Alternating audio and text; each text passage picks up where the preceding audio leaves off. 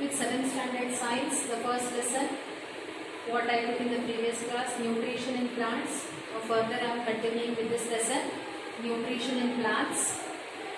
In the previous class we saw about the autotrophic nutrition in plants, autotrophic nutrition in plants, that is the plants, such kind of plants which prepare their own food. So the plants prepare their own food with the help of carbon dioxide, water, in the presence of sunlight and chlorophyll to give glucose, that is starch, glucose which is stored as starch plus oxygen gas is released. This is the carbohydrate which is manufactured during the process of photosynthesis. This is the process of photosynthesis using carbon dioxide from air and water from the soil. In the presence of sunlight and chlorophyll, they manufacture carbohydrate, that is sugar. So do plants manufacture only carbohydrates? No. Plants manufacture even proteins and fats. Plants also manufacture even proteins and fats in their body. Then how do they manufacture proteins and fats? Which are the raw materials which are used? Here they use carbon dioxide and hydrogen to manufacture compound which is consisting of carbon, hydrogen and oxygen. For proteins they use nitrogen present in the air. Okay, the nitrogen gas which is present in the air, they are using that to manufacture proteins and fats. The nitrogen in the air is not used by the plants directly. They cannot use the nitrogen which is present in the air directly. The nitrogen in the air is converted to nitrates. Another form of nitrogen, nitrates. Nitrogen in the air is converted to nitrates by soil bacteria. Soil bacteria. So the bacteria which are there in the soil, they trap the atmospheric nitrogen. They use that atmospheric nitrogen and convert them to nitrates. That nitrates is used by the plants. That nitrates is absorbed by the roots of the plants to manufacture proteins and fats in their body. So apart from carbohydrates, plants even manufacture proteins and fats by using nitrogen from the air, not directly by converting the nitrogen from the air to nitrates. The roots absorb those nitrate compounds and they use it to manufacture proteins and fats. Now other modes of nutrition in plants. Okay, first of all, basically we saw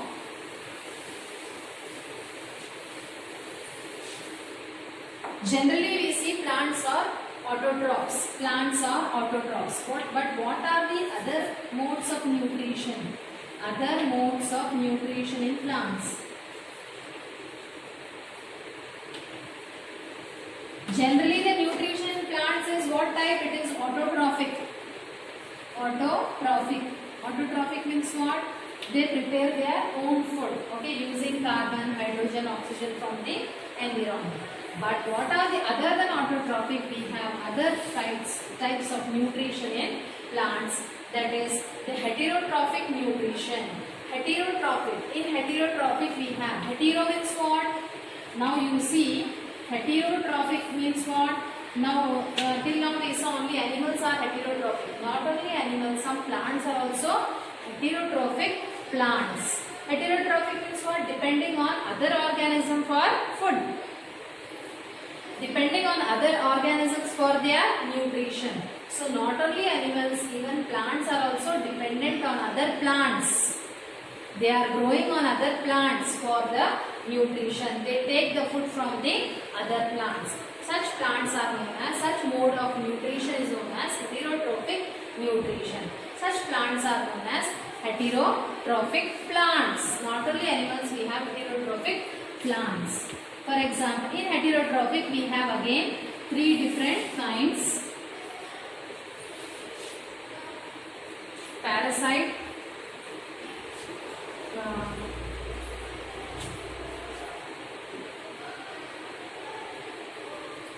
parasite and saprophytes.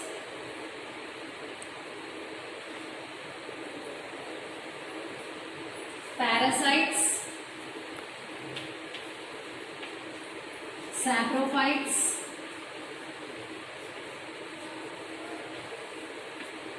and symbionts. Symbionts. Three types of heterotrophic plants we have: parasites, saprophytes, and symbionts. What are parasites? Parasites are those plants which depend on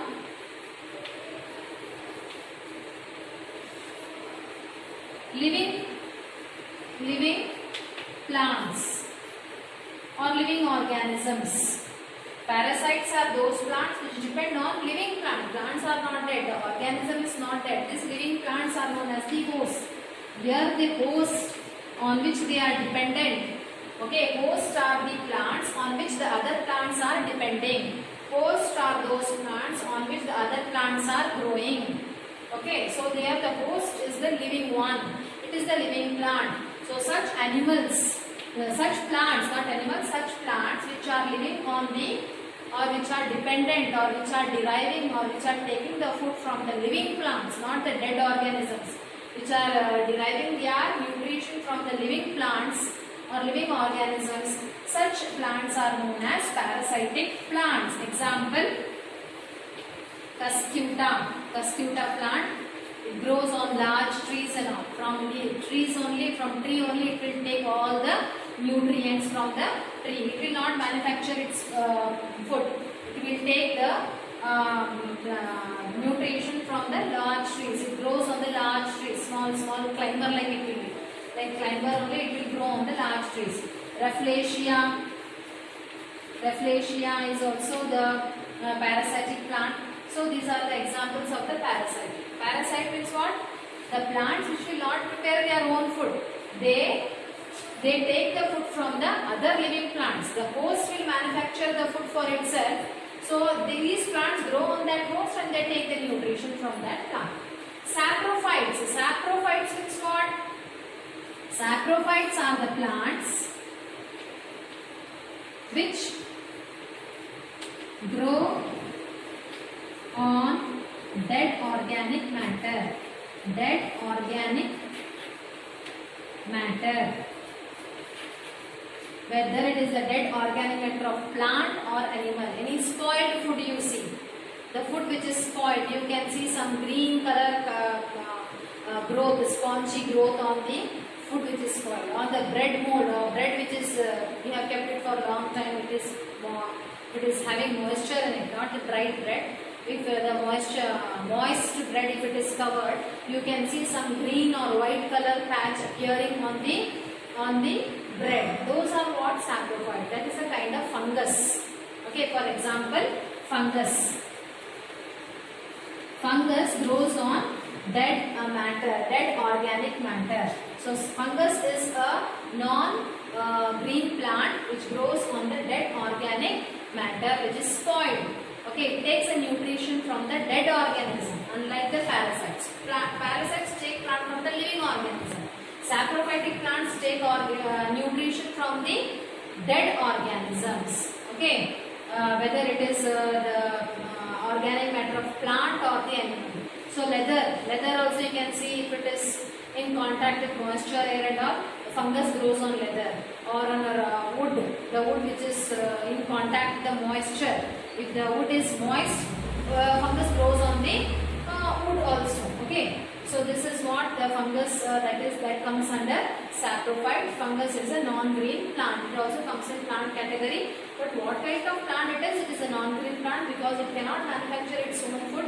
It grows on the dead organisms. Symbionts. Symbionts are those organisms which depend on each other. Okay, they are dependent on each other. Here you can see in parasites only this parasitic plant is dependent on this plant. Living plant is not dependent on this plant. No way it is dependent on this plant. If this parasitic plant grows on this plant or it doesn't grow, it doesn't make any difference for this plant, host plant. Okay, only the parasitic plant which is growing on this living plant is benefited. But in symbionts, the two plants or the two organisms are also benefited when they are mutually dependent on each other. Okay, both organisms are mutually means each other, mutually dependent. How? For example, algae plus fungus. Algae plus fungus, that is lichens. Lichen is a combination. Lichen is a combination of algae and fungus. Okay, lichen is formed by algae and fungus. Algae and fungus together combine. Together they undergo the process of symbiosis. Together they mutually benefit each other and they form lichen. So algae gives nutrition to fungus. Fungus gives shelter to algae. Fungus will give water and shelter to algae. Algae is a green plant. Algae is a small primitive green plants, they are algae. And fungus is a non-green plant. So fungus will provide shelter to algae. Fungus will provide water to algae. Algae is dependent on fungus. And fungus is dependent on algae for the food. Algae, it will manufacture food. Algae will undergo photosynthesis. It will manufacture the food. Algae manufacture the food. Fungus will not manufacture the food. So algae will give food to the fungus. In turn, fungus will give shelter and water to the algae. So the combination of algae and fungus is lichens, where both are mutually benefited.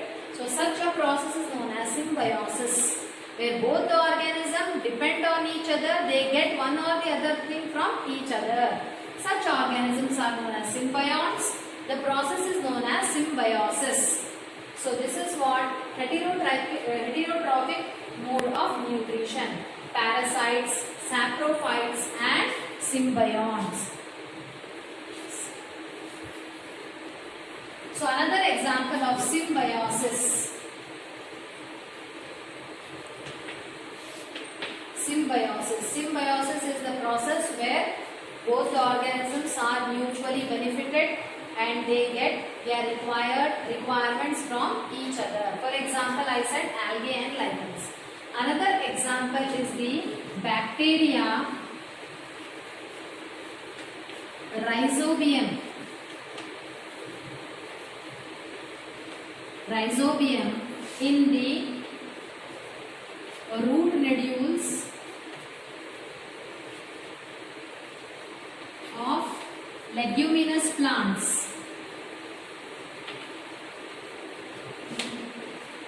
See, plants, so they need nitrogen. Okay, so nitrogen they can, as I said, nitrogen from the atmosphere they cannot use it directly.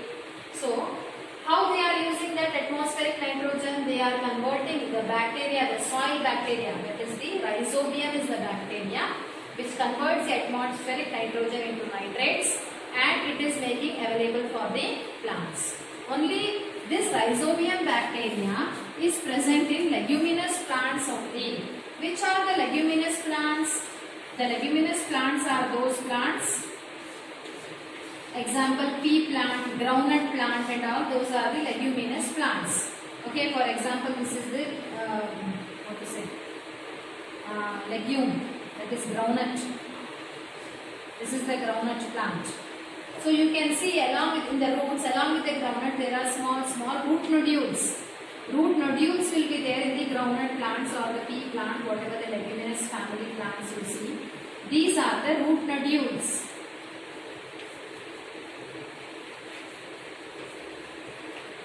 So these root nodules you will find only in the leguminous plants like pea plant, groundnut plant. Other plants, how they will get nitrogen? Other plants they can get nitrogen from the nitrogen fertilizers or from the soil in which you have already grown the leguminous plants. Once if you have grown the leguminous plant, this soil bacteria now which is there in the leguminous plant, they take shelter. So these are the root nodules. In the root nodules, rhizobium bacteria will be there. Okay, it takes shelter. So rhizobium bacteria takes shelter in the root nodules. It gives nitrogen. What it does? It converts the atmospheric nitrogen. What it does? It converts the atmospheric nitrogen into nitrates and give to plants. In turn, plant, what it will do to rhizobium? It will give shelter. Okay, bacteria is taking shelter in the plant. And plant how it is benefited? Plant is benefited. It is getting nitrogen or the nitrates from the bacteria. So this is symbiosis relationship. Okay, not all the plants will have rhizobium bacteria. Okay, so the soil also will not be nitrogen rich. Most of the soil is not nitrogen rich soil. But how other plants they are going to get nitrogen? They are going to get nitrogen from the chemical fertilizers. The fertilizers what we are using will provide nitrogen for the plants through the soil. They will absorb. But particularly these plants like leguminous plants. Which plants? Pea plant, groundnut plants, all those no. They contain what? Root nodules. In that root nodules, rhizobium bacteria is present. This rhizobium bacteria will convert the nitrogen in the air to nitrates. This rhizobium will convert nitrogen in air to nitrates. Okay, and this will be absorbed by the plants through the roots. Okay, and the plants are using that. So this is also one kind of symbiotic relationship, or the process is known as symbiosis. So hope so you all have understood this lesson. Today I have done with the other type of nutrition in plants apart from autotrophic nutrition. The first one is the parasitic nutrition, second one is saprophytic nutrition, third one is the symbiotic nutrition. Parasitic means what? The plants which are growing on the other living plants. They take the shelter also, they take the nutrients also from the living plants. Example, custard. Saprophytic plants are those plants. For example, the general example is fungus, non-green plants. They grow on the dead organic matter. Sapro means dead only. They are dependent on the dead organism for their nutrition. For example, fungus. Symbiotic means what? Two organisms, two plants are also mutually benefited. One takes a shelter, the other gives a nutrition to the other plant. Other gives a raw materials. Fungus gives in lichen. Lichen is what? Lichen is a combination of algae plus fungus. Algae and fungus live together to form lichens. Fungus gives water and shelter to algae. Algae gives nutrients to fungus. Algae gives nutrients to fungus. Okay, so that is the mutually both organisms or both the plants are benefited. That type of nutrition is known as symbiosis. Okay, the organisms are known as symbionts. So that was about the different types of nutrition in plants other than autotrophic nutrition. Hope so you all have understood this lesson. The further notes I will be sending you. So you please copy down the notes which I have sent along with the other notes which I have sent already. Along with that you continue the notes. This is the first lesson notes only I will be giving. Some 5 to 6 question answers are given in the previous notes. So along with that the further notes what I will be sending you continue after that notes only. So that was about the first lesson, that is nutrition in plants. Complete your notes, send your work to me so that I can see what work, how much you have understood and how much you have written. I also should acknowledge your work. So write neatly in your classworks, buy the books from the office. Office is open from 9 to 1:30. Make your admissions, do your payments for the books and all. Get your books and write in your classworks. Thank you.